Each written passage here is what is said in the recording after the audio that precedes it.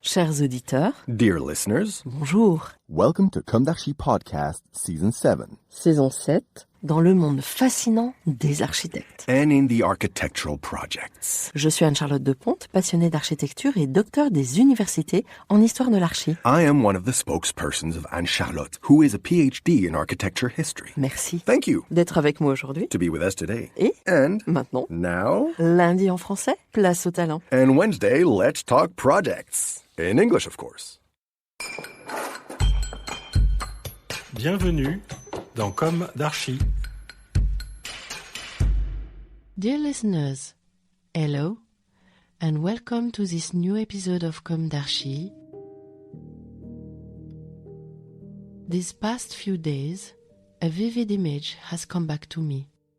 It appeared after one of my editorials. It wasn't an idea, it wasn't a theory. That image was tied to a very concrete detail. I'm not going to name it just yet. I'd rather first tell you how it came back.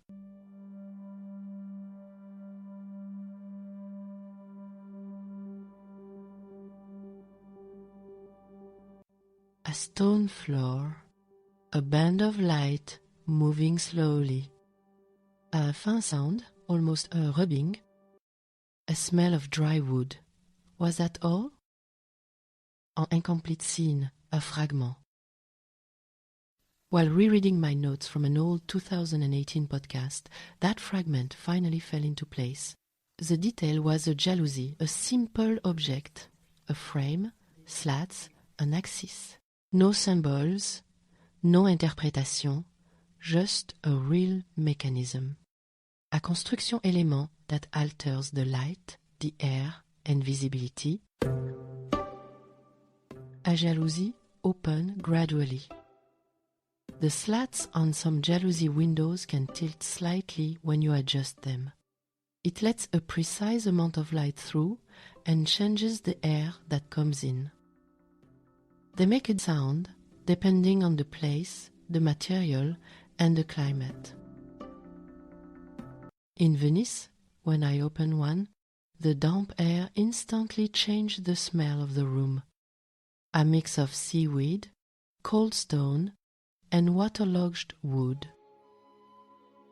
Light streamed through the slats and cast sharp rectangles onto the wall. The narrow alleyways let very little light through. The contrast was very noticeable.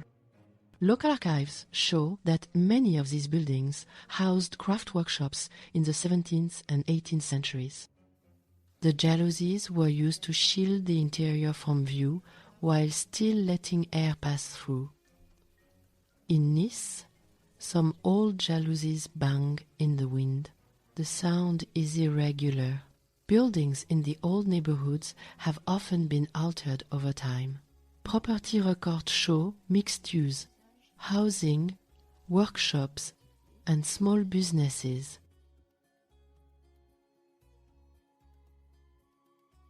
The jalousies there served both for ventilation and for shading from the sun.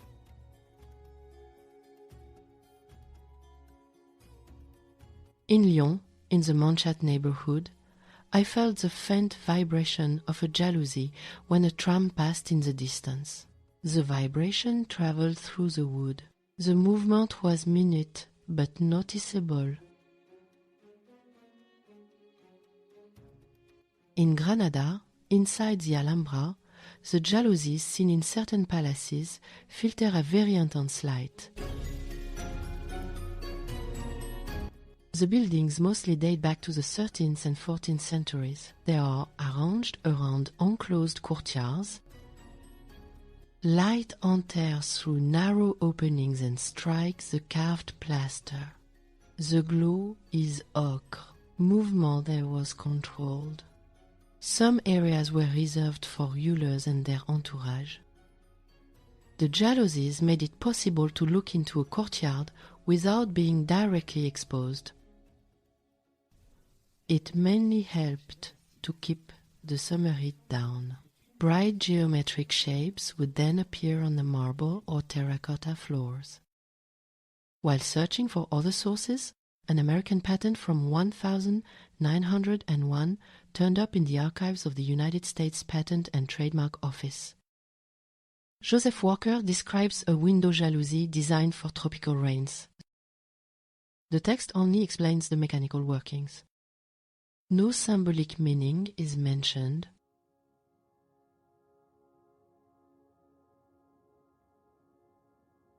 The word jalousie can also mean a state of mind. We all know this. And historical dictionaries remind us of it. François VI, the second Duke of La Rochefoucauld, Prince of Marsillac, makes a distinction in his maxims. The text remains quite general. It describes behaviors rather than sins.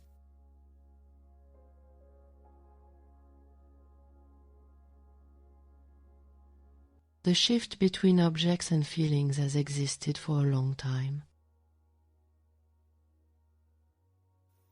It's primarily lexical and depends on the context in which the word is used. In the field of architecture, quick reactions sometimes occur. Uninterrupted sentence, a remark made too quickly, a tone that's a bit abrupt. These moments are brief and draw on immediate perceptions.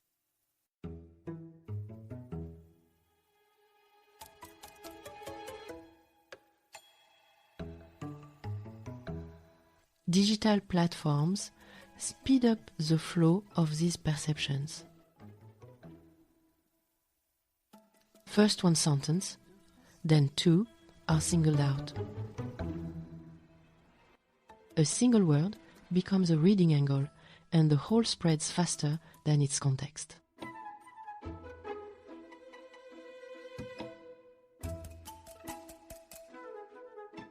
A slight shift in the slats of the jalousie changes the light coming in.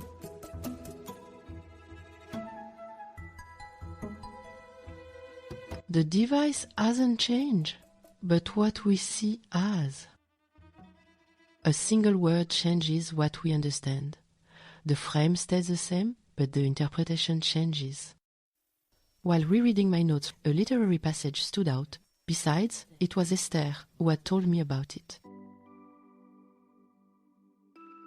It's from Alain Robbe-Grillet. The book times La Jalousie, published in 1957 by Éditions de Minuit.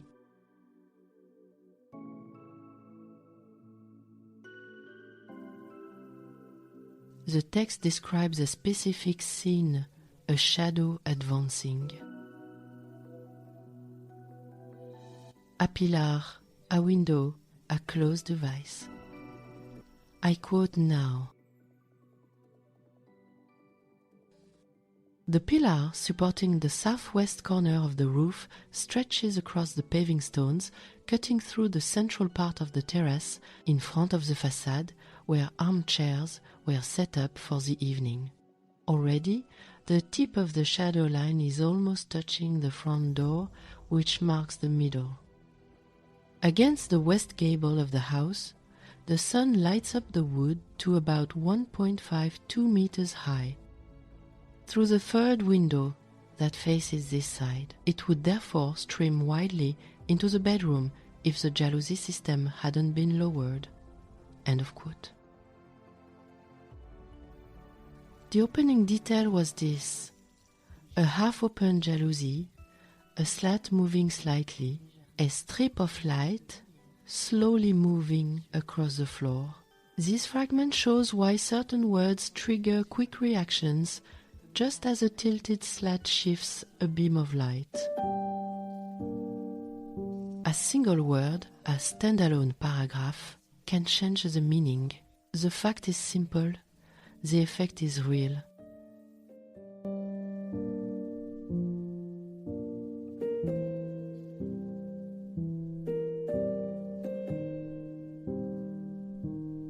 Dear listeners, thank you warmly for tuning in. See you next week with an interview I truly enjoyed doing.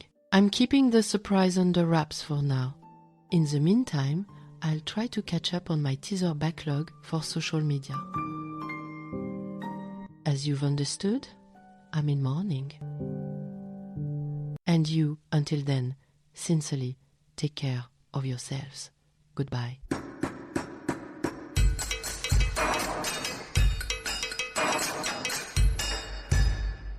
Thank you for listening. Don't forget to tune in to our previous content on Instagram at Comme d'Archi Podcast. If you like it, make sure to promote the podcast by giving it 5 stars on Apple Podcast and adding a comment, or on any of your favorite podcast platforms.